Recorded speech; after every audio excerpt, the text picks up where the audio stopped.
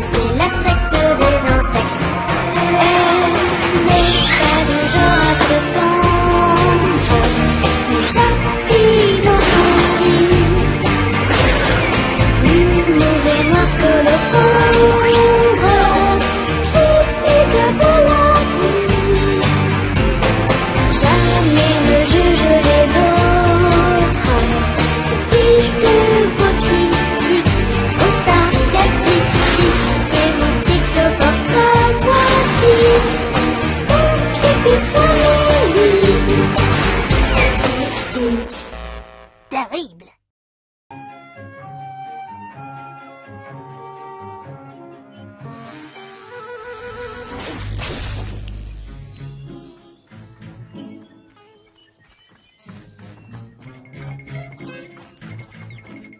Voyez-vous, sous son aspect fragile, avec ses ailes transparentes et chatoyantes, la libellule est un magnifique prédateur qui dévore avec appétit ses amis les insectes. C'est bon la caméra? Oui, tu peux y aller. D'accord. Soyez les bienvenus à notre expédition annuelle organisée par le club de la flore et de la faune du collège de Midlington. Oh, bien sûr, j'en suis la présidente. J'ai oublié de dire mon nom. Est-ce que je peux recommencer? Tu fais ce que tu veux, c'est ta vidéo, Chrysalis. Enfin bref, on se retrouve tous ici aujourd'hui parce qu'on s'intéresse au monde de la nature. Dis-moi, Mélanie, t'appelles qui, Arielby? Oui. Ah, il est vraiment trop mignon. Oui, ça je sais.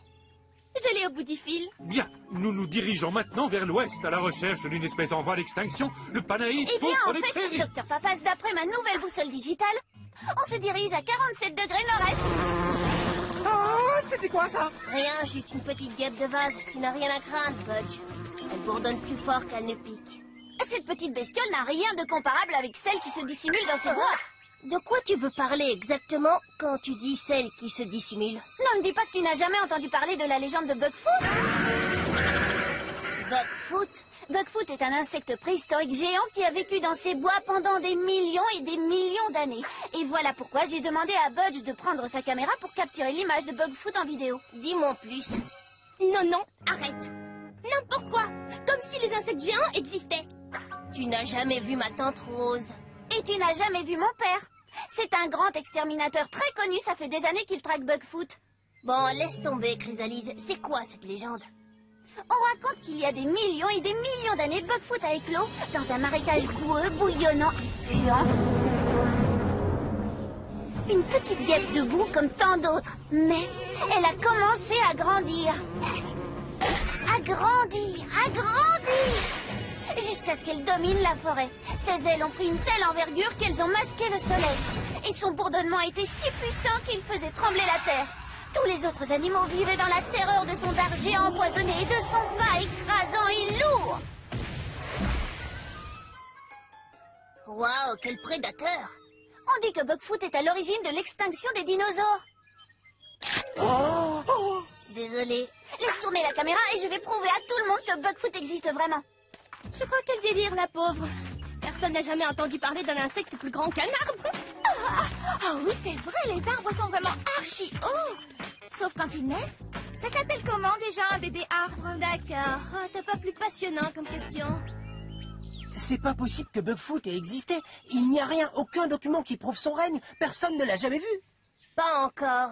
Mais avec de la chance, on sera peut-être les premiers. Ok, tu peux être mon assistante. Tu seras attrape Bugfoot. En cas d'une attaque surprise, mon père m'a équipé de sa ligne complète de produits insecticides testés en laboratoire, éliminateur thermique de colonies, imploseur ultrasonique de carapace, déstabilisateur fluidique d'ailes de toute taille et bien sûr, le bon vieux spray. Ça marche, je suis les yeux fermés, Chrysalise. De quel côté on va? Si j'étais Bugfoot, j'irais probablement sud-est à 135 de... J'avais pas envie de ça. Le Panaïs pourpre des prairies est une plante fugace et éphémère. Constamment piétiné, il subit la destruction luxuriante des pommes.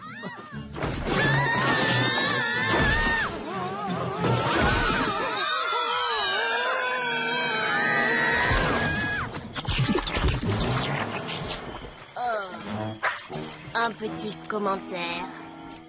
Non, pas maintenant. Tout le matériel est fichu. Il n'y a plus que ma nouvelle boussole digitale qui fonctionne encore. Super, tu peux nous localiser? Ah! C'est quoi? Bugfoot! Il vient de l'ouest. ouest, 270 degrés. On y va. Attends, c'est trop dangereux sans mon déstabilisateur fluidique d'aile. On n'est pas équipés. On fera mieux de laisser les pros s'en occuper.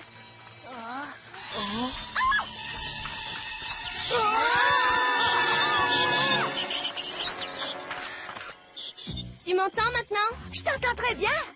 Aussi bien que si tu étais là à côté de moi. Ah, techniquement, vous êtes proches l'une de l'autre. D'où venez-vous toutes les deux? Figure-toi que je me souviens plus. Ça fait des heures et des heures qu'on tourne en rond. Oui, tous les arbres se ressemblent, c'est affreux. Pas de problème, je peux retrouver le chemin du bus avec ma nouvelle... C'est la cata. La pile est morte. Si on ne sort pas d'ici au plus vite, il n'y aura pas que la pile. Allô? C'est moi. Du calme, Budge. Bugfoot ne nous fera aucun mal. T'es d'accord, Chrysalise?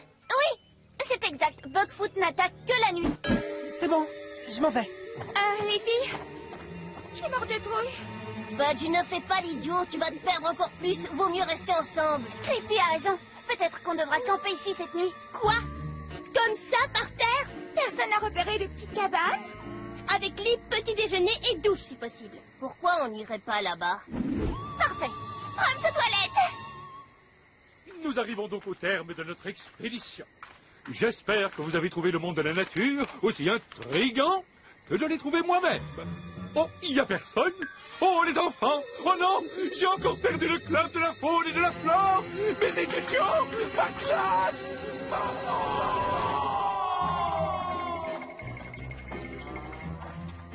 Ça ne vous rappelle pas ce fameux film?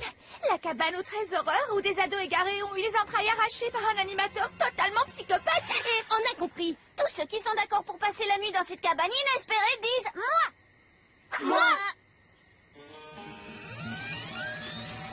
Terrible. Oh, élégamment miteux. Misérablement miteux, tu veux dire? Tu sais, Chrysalis, si vraiment ton géant Bugfoot a existé, c'était il y a des millions d'années. Ça veut dire qu'il est mort maintenant. Non? Sauf s'il s'adaptait à l'environnement. Tu crois? Ah. Ça ne va pas aller. Habituellement, je dors dans mon lit, dans des draps de coton de lin au fil soyeux importés d'Égypte. Imbibé d'anti-moustiques. Tu fais quoi avec l'eau? Bonjour l'hygiène.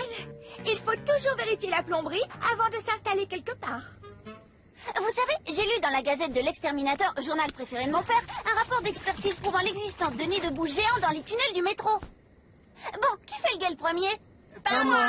Pour guetter quoi? Bugfoot. Oh, ok. C'est cool.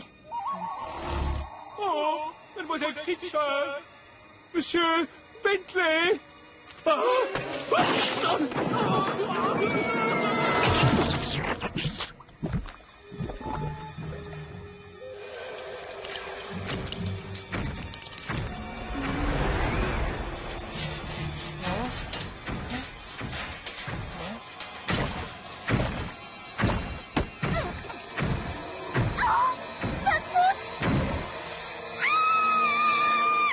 Plomberie, réparée. Chasse, ok. Oh. Budge! Oh. Budge! La caméra! Ça tourne. Pas de panique!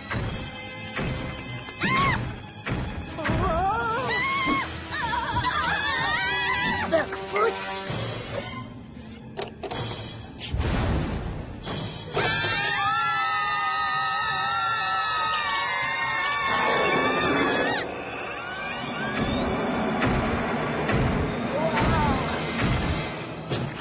Creepy, éloigne-toi de ce monstre. Docteur Papas! Oh, vous êtes tous là, sains et saufs. Enfin, d'après ce que je vois, c'est une chance que vous soyez restés ensemble. Oh, monsieur, si vous saviez comme on est content de vous voir. Je savais que c'était trop beau pour être vrai. Pas de Bugfoot? Pas de Bugfoot. Pas grave, tiens, j'ai réparé ta boussole. On prend quel chemin? 45 degrés. Par là.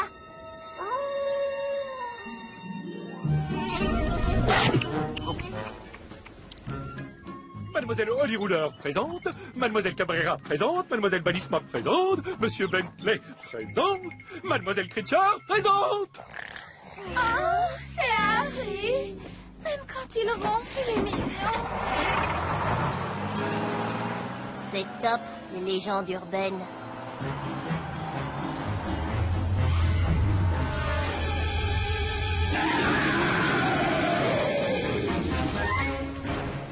La guêpe de vase est une mère affectueuse et talentueuse. Là, elle sculpte un nid dans de la boue.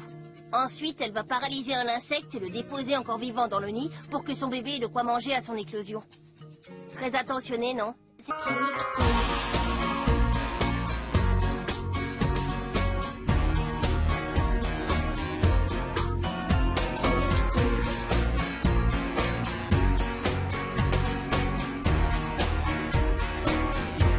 la secte des insectes. Elle n'est pas du genre à se pendre, ni tapis dans son lit. L'humour est noir scolopendre, qui pique pour la pluie. Jamais